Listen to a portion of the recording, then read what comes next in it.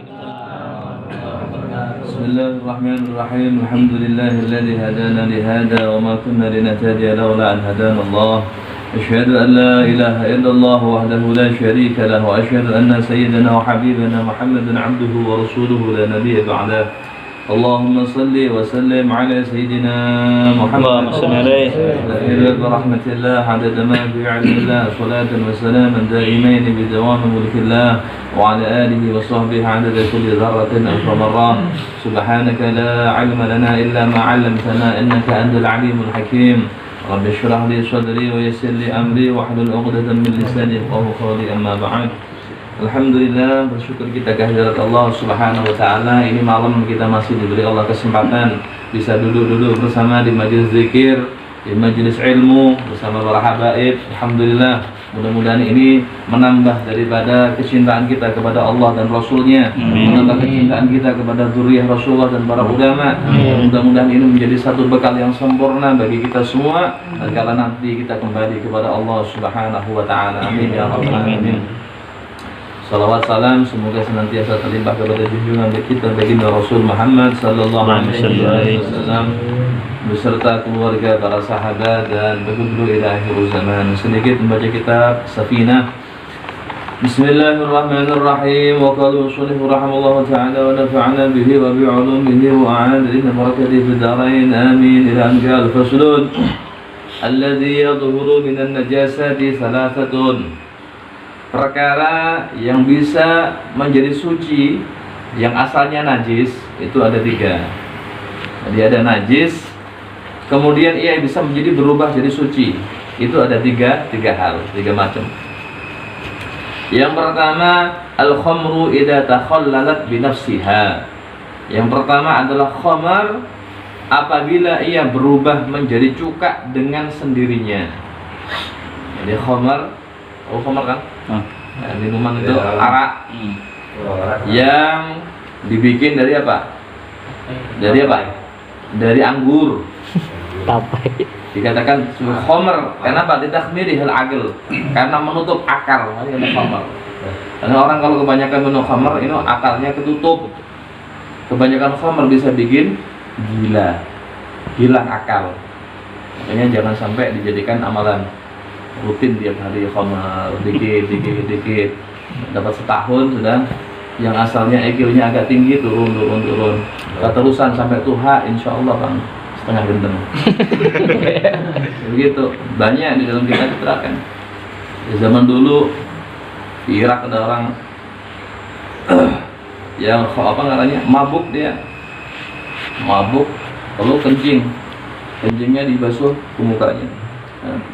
Allahumma ja'alni minat tawwabin. Setelahnya doa setelah wudu. Nawaitul wudu. Ya kencing. Nauzubillah ya. Ada yang sudah muntah-muntah, datangnya anjing dijilat-jilat. Oh Tuhan Raja, selamat datang Tuhan Raja. Anjingnya Tuhan Raja. Jadi menghilangkan akal. Apalagi dikatakan oleh Rasul, tidak berkumpul iman dengan khamar. Khamar dengan iman ini tidak berkumpul dalam satu hati. Maknanya apa? Ketika seseorang itu dalam waktu kemasukan khamr, imannya itu keluar dulu, sadar baru balik lagi. Takutnya pas keluar tidak balik-balik. Karena dia adalah ummul khaba'ith. Al-khamru ummul khaba'ith. Berapa banyak orang-orang yang terjerumus kepada maksiat yang lebih agung dikarenakan khamr ini. Makanya hati-hati. Ini campur ini. Ini bahasa fikih kalau nggak cocok ya. Cocok aja sudah. Hati-hati dengan khamr. Karena kita di zaman ini zaman fitnah. Dan paling banyak masyarakat kita, bagi pemuda kita, ini masalah khamr. Khamr ini sekarang bentuknya macam-macam, bukan hanya perasan anggur saja. Dari yang model pil, dari yang model sabu-sabu, serbuk, dari yang model lem pun jadi. Nah, walhasil semua itu hal-hal yang menjadikan seseorang bisa menjauhkan ia dari Allah Subhanahu wa taala. Kalau untuk obat gimana Pak? Untuk jamu. Di dalam satu cerita, Malik bin Dinar Al-Fudhail bin Iyad, dia punya seorang muridnya sakit,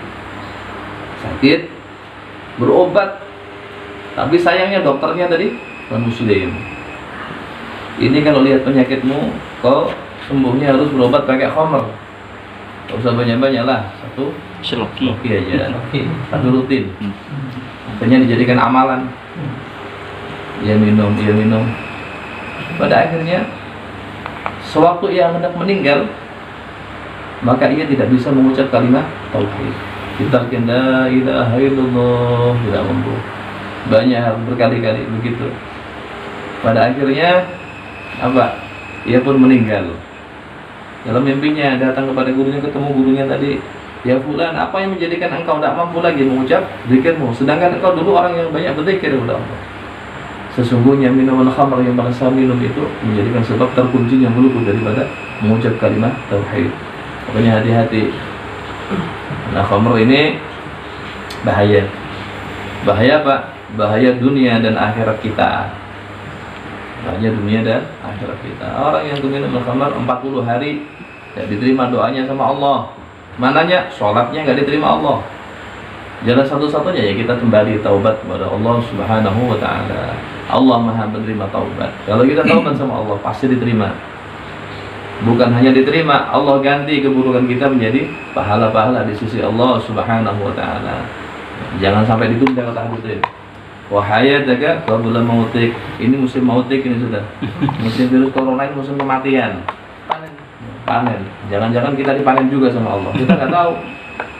Tahu-tahu waktu miring-miring dipanen sama Allah. Nah, setengah mati itu. Sudah di dunianya susah, akhiratnya parah lagi. Nauzubillah ya Allah. Jadi begitu, khamar bila ia menjadi cuka dengan sendirinya maka dia menjadi suci. Tapi kalau dengan proses dicampur apa-apa tidak bisa suci.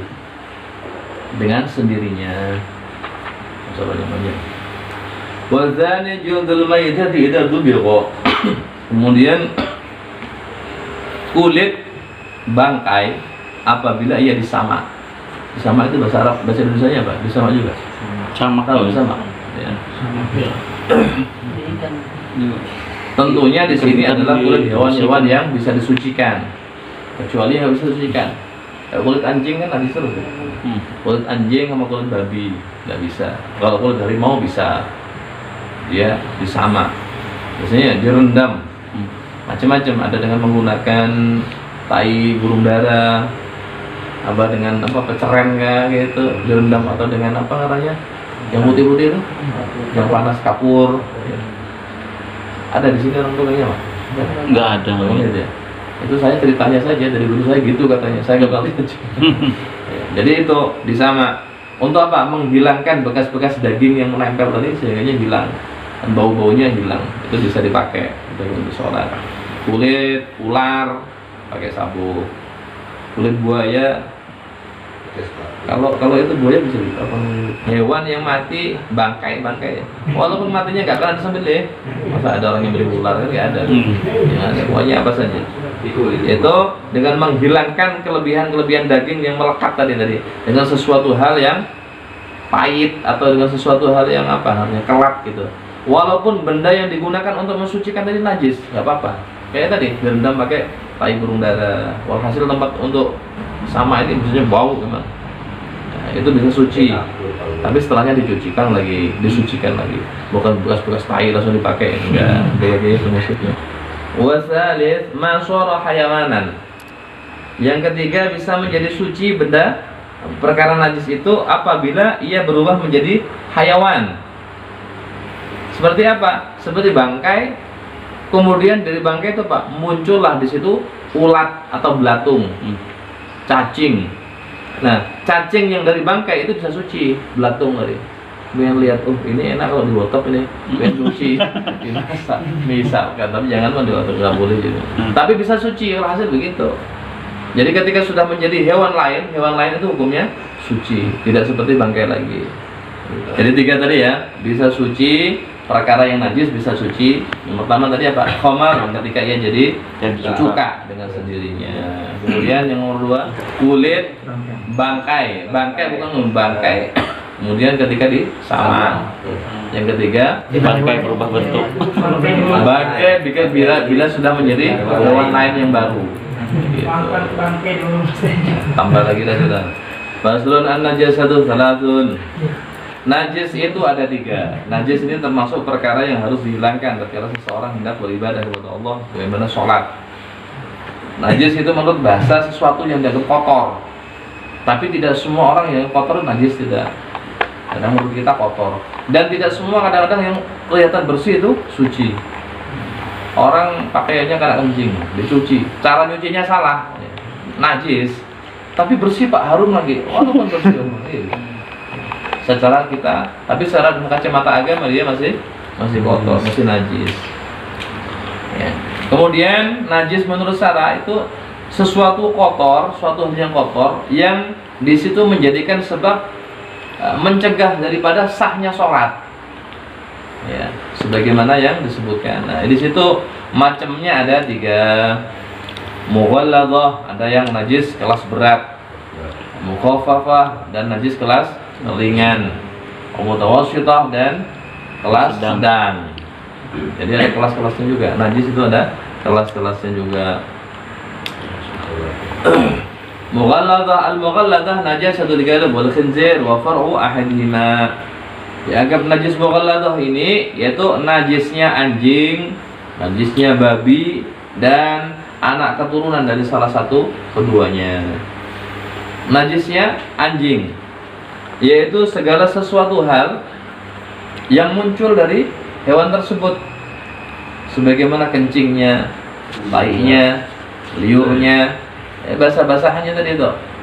Maka di situ semuanya hukumnya adalah najis mughalladhah. Berat semua itu. Panjang-panjang begitu, enggak usah panjang-panjang.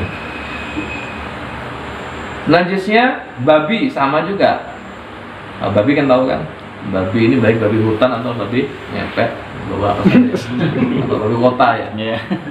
Babi yang putih gitu ya. Babi hitam atau babi putih. Mau putih mau hitam, pokoknya kalau sudah babi najis lah, berat hukumnya. Atau anak keturunannya, walaupun ia tidak berupa anjing atau babi. Wal mukhaffafah, kemudian najis yang kelas ringan. Baulus sabiyyi alladhi lam yat'am ghairal laban wa lam yablughil haulain, yaitu air kencingnya bayi laki-laki. Ini pertama. Bayi laki-laki, berarti perempuan keluar nih. Ya. Kalau perempuan, bayi Pak, tapi perempuan mutawassithah. Enggak masuk mukhaffafah. Walaupun baru lahir. Yang kedua, tidak makan sesuatu apapun kecuali susu saja. Nah, laki-laki minum susu. Ada bayi laki-laki Pak, baru keluar, umurnya berapa? 1 bulan, ia kencing. Makannya bubur Pak, ya sudah. Apalagi makan singkong segala. Kan gitu. Ada Madura ada? Makan singkong apa jenis? Makan pisang. Oh, ada singkong, Wib. Apa Wib? Ada orang singkong dia sih makan. Samson. Kebawa juga. Apalagi sate kambing juga dimakan. Hasil. Jadi itu berarti tetap mutawassithah. Kenapa? Sudah kemasukan selain al-laban, selain susu tadi. Kemudian walam yablughil haulain, belum nyampe 2 tahun. Ada bayi laki-laki. Kemudian belum makan apa-apa kecuali susu. Umurnya berapa? Umurnya sudah 13 tahun. Ya, sudah kelewatan.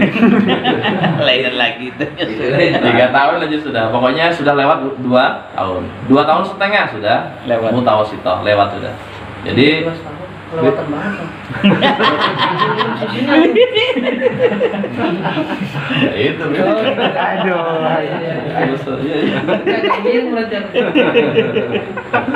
Allah. Jadi itu yang berat yang ringan. Wal mutawassithah, sedangkan yang mutawassithah sedang, tidak terlalu berat, tidak terlalu ringan, itu sairun najasat, yaitu najis-najis yang lain. Yaitu najis pian tuh masuk mutawassithah. Baik yang keluar jalan depan, jalan belakang mutawassithah, darah mutawassithah, tai ayam mutawassithah, muntah mutawassithah, nanah mutawassithah, apalagi bangkai mutawassithah dan kawan-kawan. Itu masuk mutawassithah. Ini paling banyak sekali. Sebagaimana juga di situ apa namanya anggota yang terpotong dari hewan yang hidup. Nah, ada kambing kakinya patah. Nah, kaki yang patah tadi, patahnya tadi najis. Itu bangkai mutawasithah juga itu. Ya. Faslun al-mughalladah tadhuru bi-sab'in ghasalatin ba'da izalati 'ainiha ihdahunna bi-tarabin. Najis mughalladah itu bisa suci dengan 7 kali basuhan, bukan usapan ya, basuhan. Basuhan itu dengan syarat air mengalir. Air mengalir begitu. Yaitu dengan setelah menghilangkan bendanya. Kalau ada di rumah pian didatangi apa katanya ada anjing, tahu-tahu anjing itu berak di situ atau kencing di situ, maka pian hilangkan dulu najisnya tadi, buang benda taiknya tadi. Setelah itu basuh tempat yang kena najis 7 kali basuhan, yang salah satunya dengan turab, dengan debu, dengan tanah. Tanah atau debu? Tanah. Begitu. Nah, cara pakai debunya kayak apa? Apa harus duluan, apa harus belakangan, terserah. Mau duluan, mau belakangan, walhasil harus menggunakan ini. Dan ternyata ketika diteliti dengan medis, dari khinzir wal kalb, anjing dan babi, ini ada satu virus atau bakteri yang mana jika benda ini menempel dari najisnya hewan anjing ataupun babi, itu tidak bisa hilang dengan menggunakan sabun. Ya, misalkan menjilat tangan, menjilat tempat, itu ada virusnya di situ, bekasnya.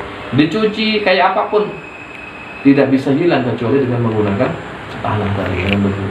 Setelah diteliti oleh kedokteran, hasil pokoknya agama ini semua apa yang diajarkan itu ada hikmah semuanya. Ya. Wal mukhafafatu bi rashil ma 'alaiha ma'al ghalabah wa izalati 'ainiha. Kemudian mukhafafah itu bisa suci bi rashil ma, apa? Dengan memercikan air atas najis tersebut dengan syarat apa? Ma'al ghalabah, yaitu mengalahkan daripada najis yang ada, banyak airnya maksudnya begitu, dan menghilangkan bendanya, hilangkan dulu bendanya. Tadi mukhafafah tadi kencingnya ya. Iya. Selain kencing mutawasithah ya, jangan dianggap. Ini bayi Pak, tapi berak. Berak mutawasithah, jangan dianggap air. Nah, itu. Khusus kencing saja yang masuk mukhafafah. Kemudian wal mutawasithah tanqasim ila qismain. Najis mutawasithah, najis yang sedang itu terbagi menjadi 2 macam. Ainiyah wa hukmiyah. Yang pertama najis ainiyah, najis yang ada bendanya. Hukmiyah, najis hukumnya najis. Yang dimaksud ainiyah apa? Yaitu allati laha launun wa rihun wa ta'mun, yaitu najis yang ada warnanya, ada baunya, ada rasanya. Maka fala budda min izalati launiha, maka hendaklah kita menghilangkan daripada warnanya, baunya, rasanya. Yang lihat ini, bersihkan tai. Oh, dia warnanya masih warna tai, berarti belum suci. Belum suci. Atau warnanya hilang, tapi baunya baik tai untu kan ya? Nah, belum suci. Dirasain lagi. Masih kalah. Tai ini hilang. Rasain gimana? Apa harus jilat sedikit? Aduh. Dia yakinnya tuh. Jadi itu ada sifat-sifat 3 tadi, itu masuk daripada ainiyah, maka dihilangkan itu. Hukmiyah, yaitu najis yang tidak ada warnanya, tidak ada baunya, tidak ada rasanya. Maka kalau ada bekas misalkan di depan pian, rumah pian itu pernah ada anak kecil kencing di situ, lupa kan nggak pernah dibasuh, tapi sana kena panas, akhirnya nggak ada kering dia, bendanya nggak ada, baunya nggak ada, tapi iya ada najis itu hukmiyah. Kalau pian jalan di situ kaki pian basah, najis. Nah ini cukup disiram aja sekali, rata-rata sudah sucian. Nah kalau yang ainiyah yang tadi itu dengan apa? Dibuang bendanya dulu. Tadi manusia tadi bendanya diambil, baru kemudian dibersihin. Ya sama. Kadang-kadang prakteknya ada yang salah. Soalnya saya melihat sendiri. Anak kecil kencing, langsung celananya itu kan langsung dipel sama kencing-kencingnya tuh. Nggak pakai dihilangin dulu, langsung diratain. Itu nanti kencingnya rata serumahan nanti. Tambah melebar. Iya, langsung diratakan, langsung dipel sama pel ya kayak sapu. Ini nggak boleh begitu, caranya tidak seperti itu. Makanya tadi seperti hanya cara mencuci pakaian. Kembali yang dulu-dulu, benar lagi. Cara mencuci pakaian begitu juga. Di waktu kita membilas, bilasan terakhir tadi, hendaklah apa? Kalau air itu tidak masuk air banyak, rata-rata kan kita cuci kan bukan air banyak ya. Air banyak itu air yang lebih 2 berapa liter tuh? 200 berapa? 215. 215an ya? Nah, pokoknya sekitar segitu. Itu kalau kita nyuci airnya kurang dari sekian liter itu, berarti caranya harus kita taruh pakaiannya dulu tadi, baru dikasih air. Jangan sampai air dulu di bak, baru pakaian kita masukkan. Bila kejadian di ember airnya dipenuhi dulu, setelah itu baru dimasukkan pakaian yang dicuci tadi. Belum najis, belum suci dari padahal. Suci itu cuma bersih, belum suci. Maka menjadi najis lah, tidak menjadi suci. Akhirnya nggak sah dipakai untuk sholat. Dan itu kita pernah melihat dengan mata kepala sendiri. Ada yang mencuci cara seperti itu, irit air itu. Sudah ini benar busa-busa, masukkan di dalam kejadian. Itu enggak mensucikan. Kecuali kalau dia nyucinya di sungai atau di tengah lautan sekalian. Mau masukkan langsung aja nggak apa-apa, bisa sambil larut kan itu. Jadi begitu caranya. Wallahu a'lam bishawab. Ada pertanyaan silakan menjawab. Yang baca fikih. Semoga bermanfaat. Mohon maaf. Assalamualaikum warahmatullahi wabarakatuh. Waalaikumsalam.